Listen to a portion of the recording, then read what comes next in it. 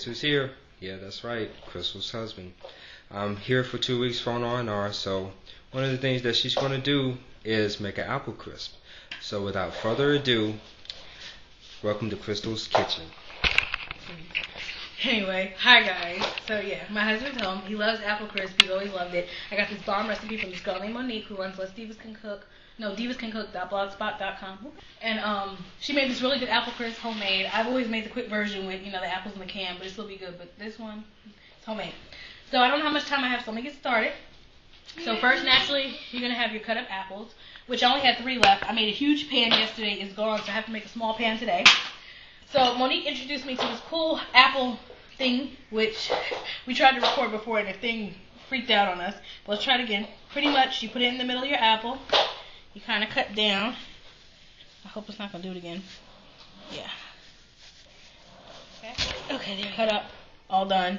And it even cores it for you. See, there's the core in the middle. So we're going to take those out. And you can leave them this big, or you can cut them up. I'm going to cut mine up just to... So I'm back. So I've cut up all my apples right here. And what I'm going to do is we're going to take, and we're just going to dump these on your little, whatever casserole dish you want. That's where we're going to put them in. And kind of spread them all out, okay? Next thing you're going to do, now remember, I'm going to put the measurements up for Monique's recipe. Her recipe is to a different amount. Mine is different because I only have 3 apples, and I don't want to give us, diabetic coma instantly by pouring all the sugar in. So pretty much I did a tablespoon of brown sugar, a tablespoon of white sugar, and about a teaspoon of cinnamon. And you're just going to take and you sprinkle this all over your apples. Okay? Take a spoon and just kind of mix this all around and let every apple get coated with some of that mixture. And what you're going to do is you're going to let this sit to the side for about 15 minutes while you're preparing your topping mix. And by the time you get back to it, it'll be all nice and syrupy, and the sugar and stuff will kind of settle into your apples. So we're going to put that to the side. We're going to preheat our oven to 375. I think. Bake. So now we're going to make our mixture. I'm eyeballing this. But basically I'm going to take a cup of flour, half a cup of sugar, and actually about a half a cup. Half a cup of almost a half a cup of brown sugar. Don't worry about sifting it. You can sift it when you, not sift it, but you can get some of those lumps out when you actually start stirring this together, okay? And what I'm going to do is, because I'm not in the mood to really measure, I hope I can find it. Oh. I'm going to take some cinnamon. I don't even know if this is in the recipe, but that's what I did last night. You personalize your recipes. Last thing you're going to do that makes this so good, it's so crunchy, is you're going to add quick oats. They have to be quick oats. I've actually made an apple crisp using instant oatmeal, but I see why people use the quick oats. It's not the last thing you're going to do, but it's like the second to the last thing you're going to do. And actually, I'm going to do a cup of these because this gives it this crazy crunch. And that's really the only reason I like the apple crisp. I'm not really a huge fan of apple. Now, what you're going to do is, you're going to take a stick of softened butter. Use unsalted.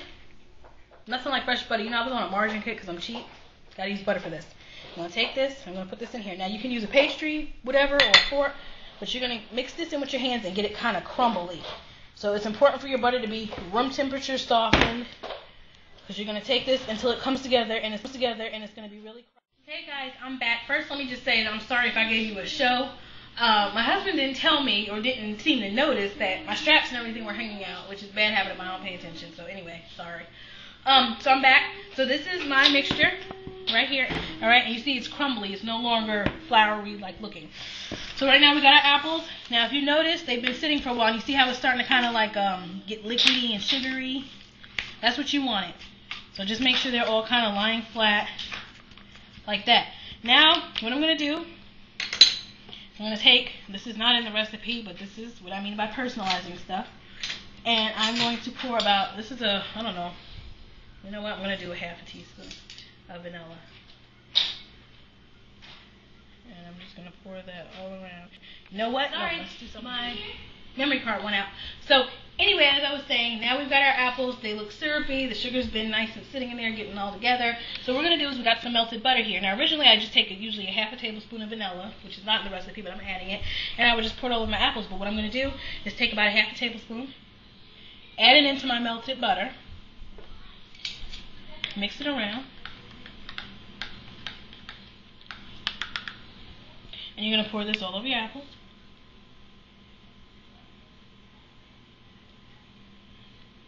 See? It's called personalization. Okay? You want to make sure that, you know, all that's getting into the apples. Because you want everything to be covered. And it will. Okay? So make sure, you know, everything's lying flat. At this point, we're going to take our crumb topping and we're going to just spread it on here. Oops.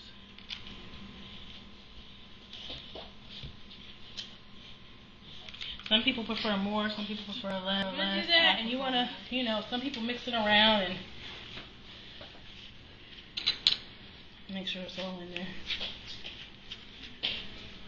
Because you also have to remember, you know, normally, this is the reason why I did tend to use the cooked apples already, because they're already like soft and tender.